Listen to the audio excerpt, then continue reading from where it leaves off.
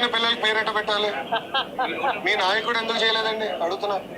ఎందుకు మీ నాయకుడు ఎందుకు జియో ఎక్స్టెండ్ చేయాలి?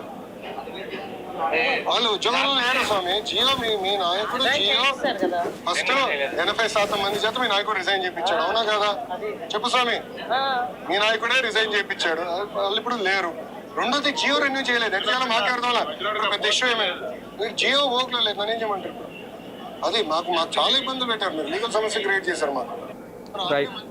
రైట్ సార్, ఇది మీరే వినే ఉంటారు, కాకపోతే జనాలకు ఒకసారి వినిపించాలి కదా. మళ్ళీ లోకేష్ ఏం అనలేదు అంటారని వినిపించాను.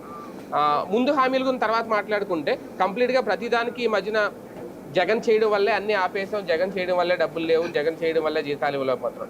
వాలంటీర్ వ్యవస్థ విషయంలో కూడా జీవో ఎక్స్టెన్షన్ చేయలేదనో రెన్యువల్ చేయలేదనో వాలంటీర్ వ్యవస్థ మేము నడపలేము అని తేల్చి చెప్పాడు. ఎలా చూడాలి? వితండవాదం తప్పించి ఏం లేదు. జగన్ ఋషికొండకు జీవో ఇచ్చాడుగా, మరి ఎందుకు అమలు చేయలే? ఋషికొండ జీవోతోనే కదా పెట్టింది, మరి అది ఎందుకు ఆపేసా నువ్వు? మరి జగన్ అమరావతికి సంబంధించి ఏం చేయలేదుగా, మరి నువ్వు ఎందుకు కడతానా? ఆపేశాడు కదా అమరావతి, 3 రాజధానులు అన్నాడు కదా. నువ్వు మరి జగన్ చెప్పిన బాటలో 3 రాజధానులు కట్టాలి, మరి అమరావతి ఎందుకు కడతాను? అమరావతి విషయంలో అప్పుడైతే ముందు నోటిఫై చేయలేదు అన్నారు, ఇప్పటికి కూడా అమరావతి నోటిఫై చేయలేదు. ఇంకా 29 గ్రామాలు చేయాలా, ఏం చేయాలన్న దాంట్లో ఉన్నారు. రెండవది అవుట్ సోర్సింగ్కి సంబంధించి ప్రతి ఏడాది కూడా టీచర్లకైనా లెక్చరర్లకైనా ప్రతి ఏడాది 11 నెలలకు ఒకసారి ఎక్స్టెన్షన్ చేస్తారు. ఎందుకు అంటే కంటిన్యూగా 12 నెలలు అట్లా వాడుకుని ఒక 5 ఏళ్ళు చేస్తే వాడు కోర్టులకు వెళ్తే కనుక వాళ్ళని పర్మనెంట్ చేయమని ఆదేశాలు వచ్చినాయి గతంలో. దాన్ని దృష్టిలో పెట్టుకుని ఆ పని చేస్తూ ఉంటారు. ఇది రూలు. టీచర్లకు కూడా అంతే. ఈవెన్ జగన్ టైంలో అవుట్ సోర్సింగ్ టీచర్లు ఉంటారు కదా, కాంట్రాక్ట్ టీచర్లు, వాళ్ళది కూడా అప్పుడు కంటిన్యూ కాలా.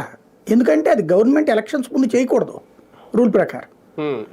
ఇప్పుడు ఈ నెలలో అయిపోతుంది అన్నప్పుడు ఆ నెలలో చేస్తారు సహజంగా.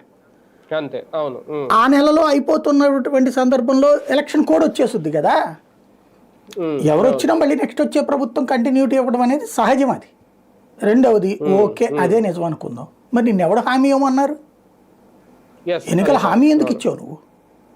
5,000 కాదు 10,000 ఇస్తామని ఎవడు చెప్పమన్నాడు నిన్ను? ఎందుకు చెప్పావు? చెప్పి పచ్చి మోసం చేసి ఎందుకు దొంగ కారణాలు చెప్పుకోవడం? లేదు మాకు ఇష్టం లేదయ్యా,